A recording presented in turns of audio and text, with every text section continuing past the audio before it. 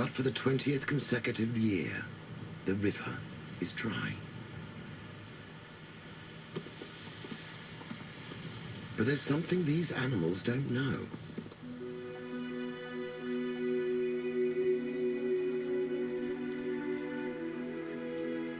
A little further upstream, a trickle is dribbling across the hot sand.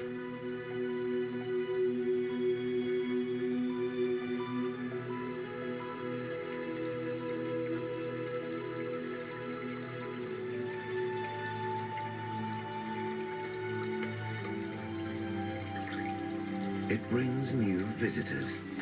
Tiny fish ride the head of the flood.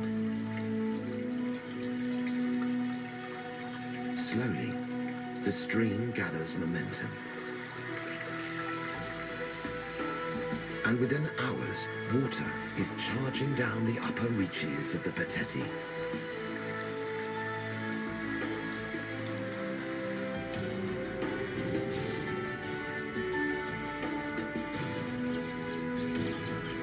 The flood has traveled 700 miles from the north. An unusual amount of rain has fallen over the mountains of neighboring Angola. The waters fill the Okavango Delta to the highest recorded flood level in 30 years.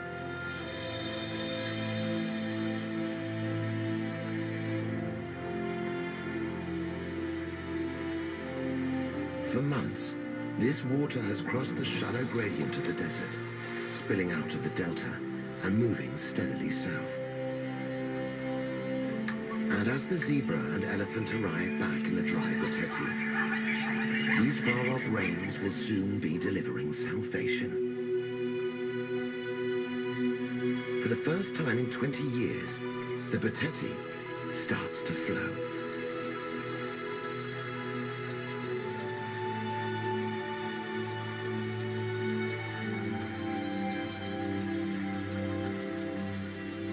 Suddenly, the crocodiles that ate nothing more than little parcels of feathers have something new to feast on.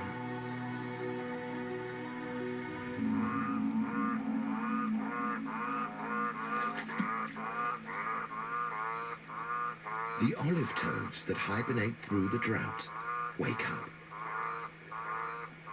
They never know how long the floods will last, so they waste no time looking for a mate. Competition is fierce, and the highly desirable females are mobbed.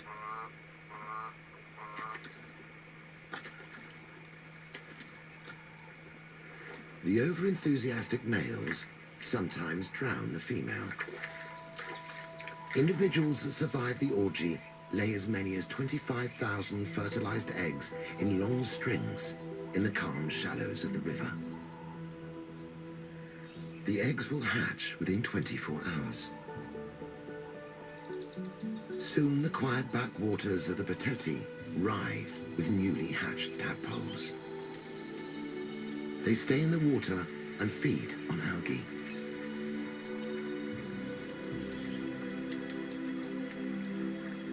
An elephant footprint can hold thousands.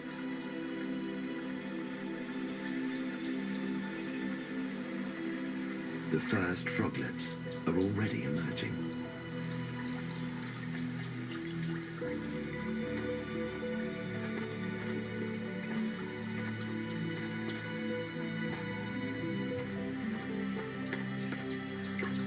Although hundreds of thousands make the metamorphosis, thousands are eaten and very few survive to become adults.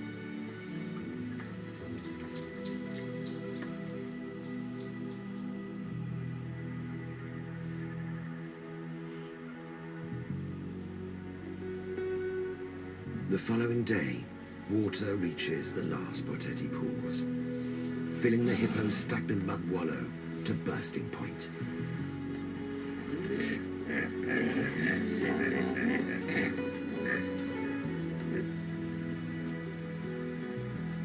This year, if the cows give birth, the dominant bull will allow the youngsters to live.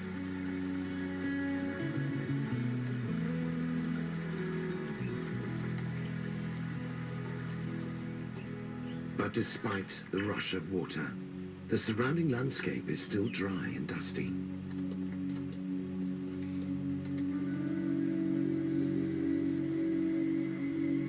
The remaining zebra herds arrive at the river. But what they find surprises them. The oldest ones remember the last time the Boteti was in flood. But for the majority, the flowing river is a new experience. They approach it cautiously, but soon drop all inhibitions.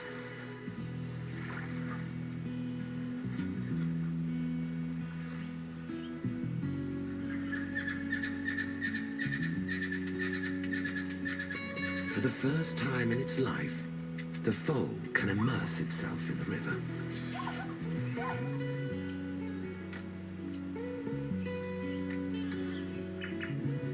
The elephants arrive too. They have seen the floods before. They remember them well.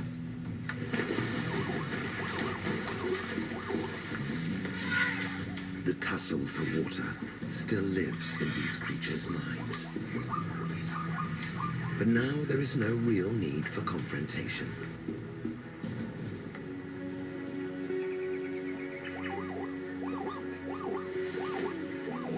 For the elephants, it's a time for celebration.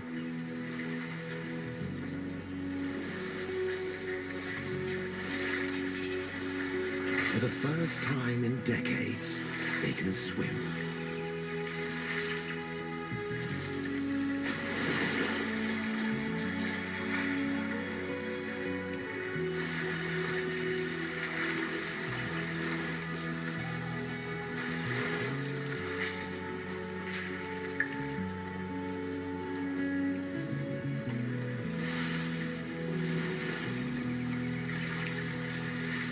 With so much water around, there is plenty of space for everyone.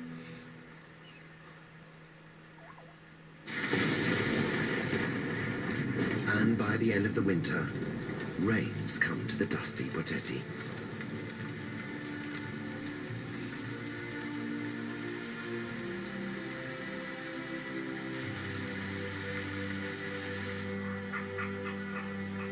The area greens.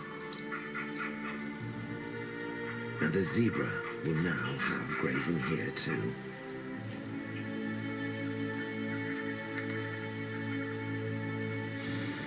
The river swells with the promise of fresh water that will stay for the year. Eventually the summer rains will draw many of the animals away from the Boteti again. But this time, the migration will be much easier. And they'll have a lush paradise to come back to.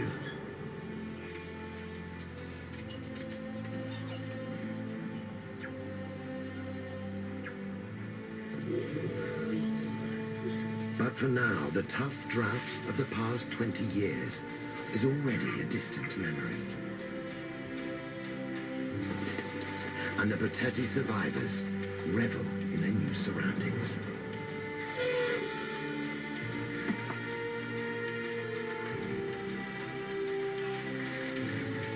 Blessed by the miracle of the returning river.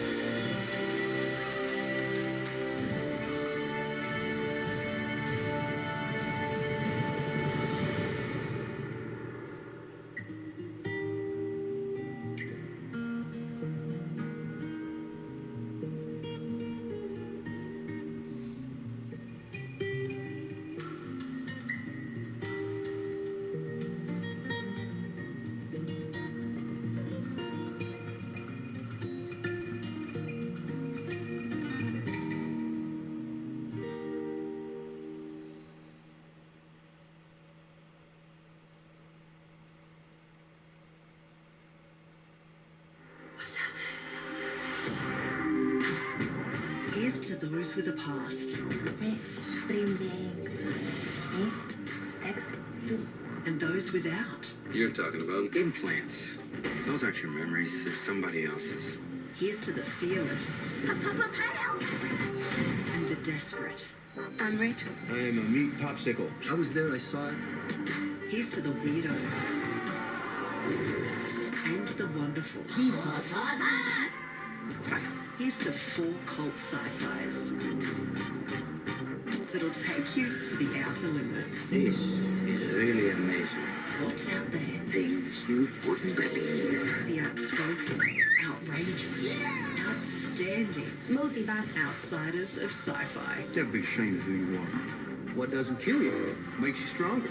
Thursdays, 9:30 p.m. on NITV and on demand.